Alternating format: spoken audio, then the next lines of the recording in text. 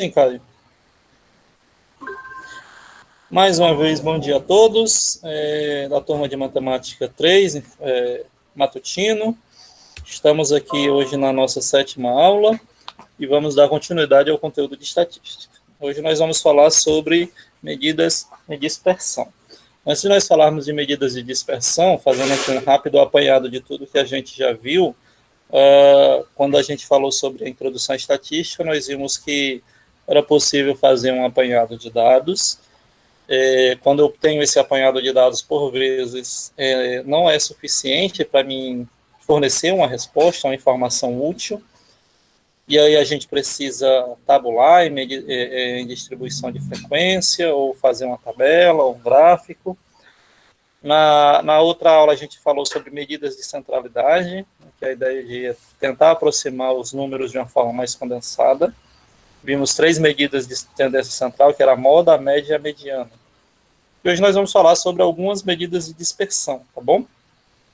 Por que a gente precisa de medidas de dispersão? Porque, dependendo da situação, existem algumas necessidades de eu saber, por exemplo, as variações dos dados.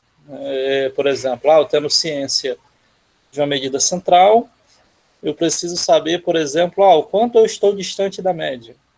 E aí, a partir disso, eu conseguir tratar algum tipo de informação ou fazer alguma resposta. Então, medida de dispersão nada mais é do que tentar determinar o quão distante de uma medida central está um conjunto de dados. E, na grande maioria das vezes, quando a gente trata de medida de dispersão, nós vamos estar trabalhando como medida de tendência central a média, tá certo? Então, por definição, medidas de dispersão são elementos estatísticos que fornecem o valor da variação ou da distância do conjunto de observações dos dados em relação à média. E se a média pode variar, tá? Dependendo da medida de dispersão. Pode ser a moda, a mediana ou alguma outra. E aí, as principais que a gente conhece, que a gente vai estudar aqui de forma bem rápida, entender como é que funciona, são amplitude, desvio médio, variância e desvio padrão.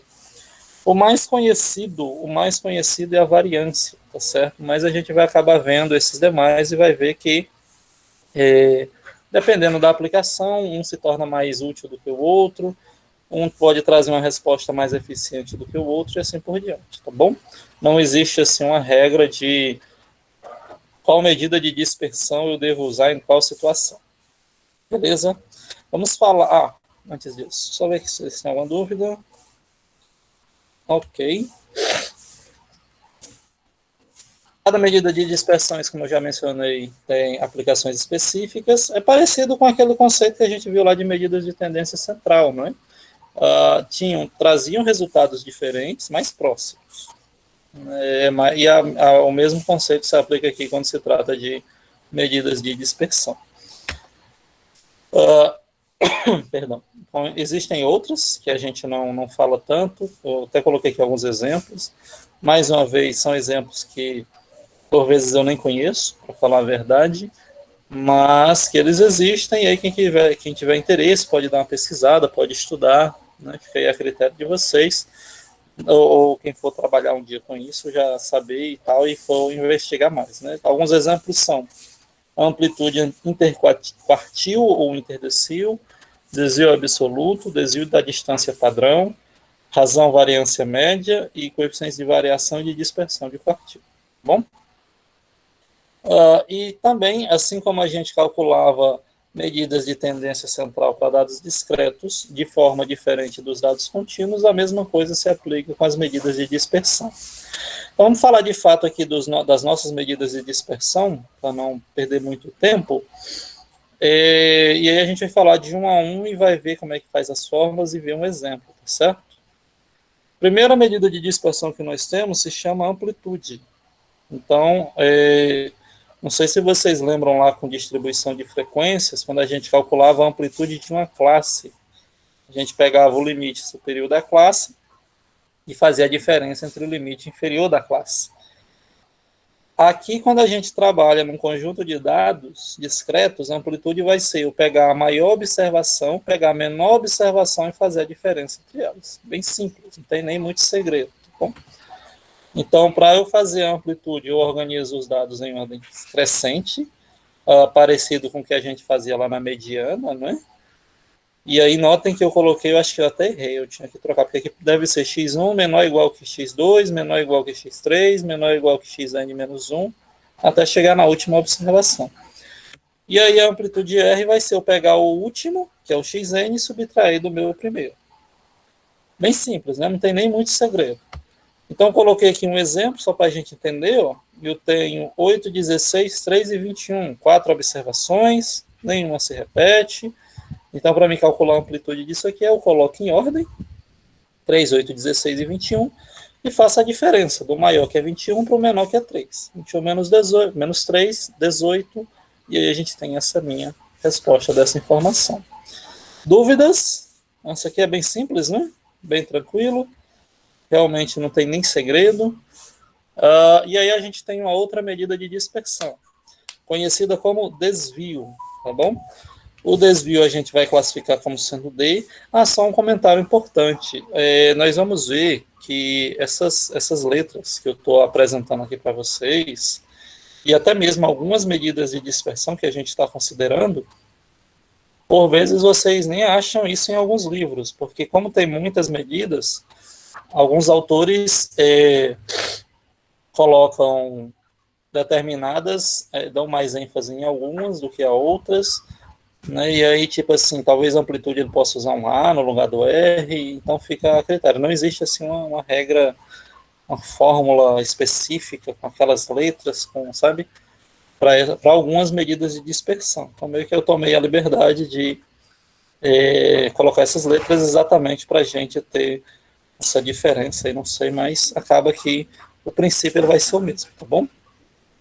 Então, a medida de dispersão desvio, nós vamos classificá-la como sendo D, vai ser exatamente a soma das distâncias entre as observações e a média dos dados. Notem bem que é basicamente isso. Eu vou pegar cada observação, aliás, pronto, eu vou pegar cada observação, faço a média dessas observações, e para cada observação eu vou ver o quão distante essa observação está em relação à média.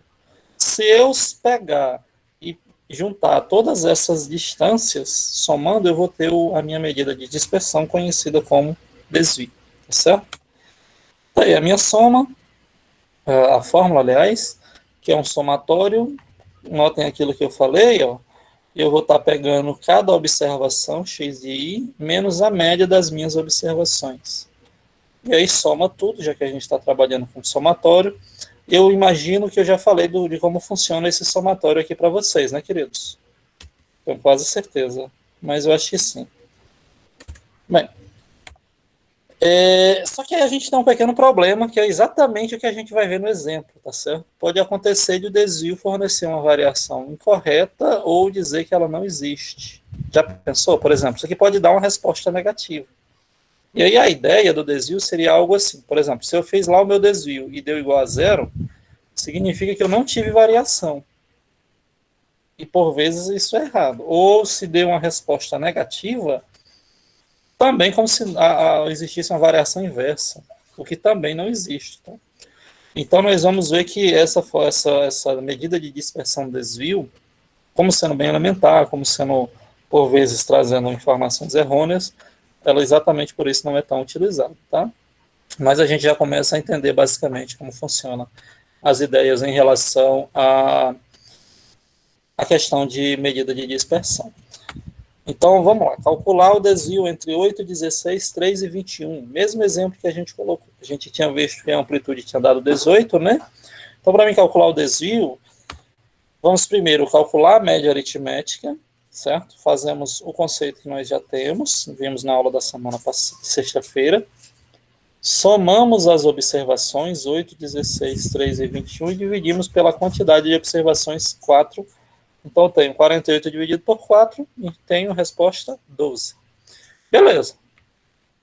E aí, se eu for fazer o desvio, eu vou pegar a primeira observação, que é 8, menos 12, certo? Que é a média. Segunda observação, 16, menos 12, que é a média. Terceira observação, 3, menos 12, que é a média. E até chegar na última observação, 21 menos 12. Quando eu fizer essas contas, ó, 8 menos 12 menos 4, 16 menos 12, 4, 3 menos 12 menos 9, 21 menos 12, 9. Quando eu somo isso aqui tudo, a minha resposta é 0. Então é aquilo que eu falei, ó. Vejam que, observem que os números mudaram, porque quando a gente trata a medida de dispersão, a gente tenta analisar as informações, as variações dos números, e de fato, por exemplo, o primeiro era 8, se transformou em 16. Do 16 foi para o 3, e do 3 foi para o 21. Então o número mudou.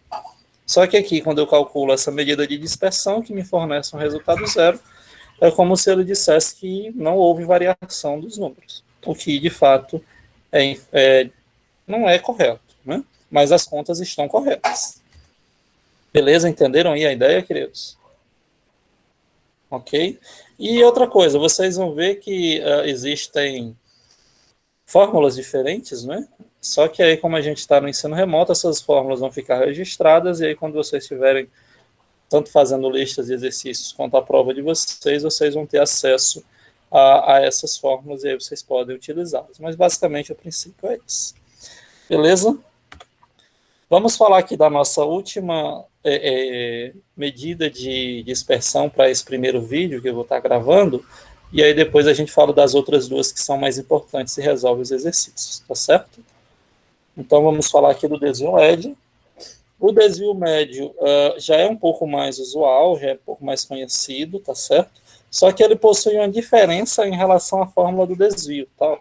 Ele vai trazer uma distância absoluta. Quando eu trago uma distância absoluta, isso já impede primeiro que eu tenha informação negativa. Então, não sei se vocês lembram, absoluta é do conceito de módulo, módulo de um número, né? Também ele vai fazer as observações em relação à média, e vai ter uma divisão, como o nome já fala, desvio médio, eu vou fazer uma média desses desvios, certo? Então, nós vamos dizer que DM é o conhecido como desvio médio, e a fórmula do DM é essa daí. Desvio médio vai ser eu pegar cada observação, tirar a diferença até a média, isso em módulo, tá bom? Vou somar e vou tirar a média aritmética de todos esses meus resultados. Eu pego o primeiro menos a média, transformo em módulo, o segundo menos a média em módulo, o último menos a média coloco em módulo e divido tudo pela quantidade de observações que eu tenho, certo? Coloquei aqui esse comentário importante, ela é pouco utilizada, tá certo? Tanto que só para vocês terem uma ideia, um estudo de como a gente não conceitua muito, esse assunto ele é assunto de uma questão do livro do Fundamentos de Matemática Elementar, volume 11. Né, existem lá os tópicos que a gente vai ver daqui a pouco, variância e desvio padrão. O desvio médio ele apresenta no conceito de uma questão e já resolve aí.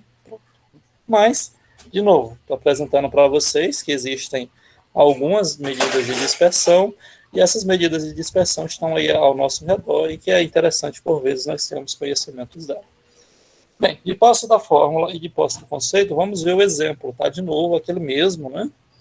Calculo o desvio médio entre 8, 16, 3 e 21. Naturalmente, se eu fosse fazer uma medida de dispersão para muitas observações, eu tenho 10 observações, por exemplo. Então, eu teria que fazer 10 continhas dessa daqui, tá certo? E dividir por 10, naturalmente. Aqui, como eu estou usando o mesmo exemplo, é mais para a gente tentar realizar uma inferência dos resultados, né? Para tentar ver o que acontece com determinadas medidas de dispersão e ver o que acontece. Para calcular o desvio médio, mais uma vez, só ver aqui se vocês têm alguma dúvida, ainda não. Mais uma vez, nós fazemos a média aritmética, né? A gente já fez isso lá para desvio, já viu que deu 12, o resultado não é diferente. E aí o desvio médio, olha só como é que vai ficar. Eu pego a minha primeira observação, que é 8, menos a média, que é 12, e coloco em módulo. 8 menos 12 dá menos 4. Só que em módulo vai ser 4. Segunda observação, 16 menos 12 em módulo dá 4, em módulo também dá 4. E aí, assim por diante. Logo, quando a gente faz as contas, vai dar como resposta 26/4, que é 6,5. Então, meu desvio médio das minhas observações é 6,5. O que isso quer dizer? Suponha que eu pegasse o 12, deixa eu tentar traduzir aqui para vocês, aqui no Word. Eu pego minha média, que é minha referência, tá certo? E aí, valeu. Pronto. Peraí. Não tá dando certo, não. Deixa eu ver se eu abro. Só um minutinho. Pra gente entender basicamente como é que funciona. Gente, não. Bloco de notas. Aí a ideia desses desvios, queridos, vai ser, por exemplo, eu tenho aqui o 12 centralizado, e aí eu posso, como eu tenho desvio médio de 6,5, remover 6,5 unidades, teria aqui 5,5, tanto para a esquerda quanto para a direita. 5, aliás, 6,5, isso aqui vai dar um total de 18,5. Então, seria basicamente, eu teria aí essa variação média, como se tivesse um intervalo onde as informações estivessem contidas, variando do 5,5 até o 18,5. Né? 5,5 do lado esquerdo, 18,5 do lado direito. Mas basicamente é isso. Então eu vou estar parando aqui esse primeiro vídeo, tá? E aí a gente vai... Olha aí que maravilha.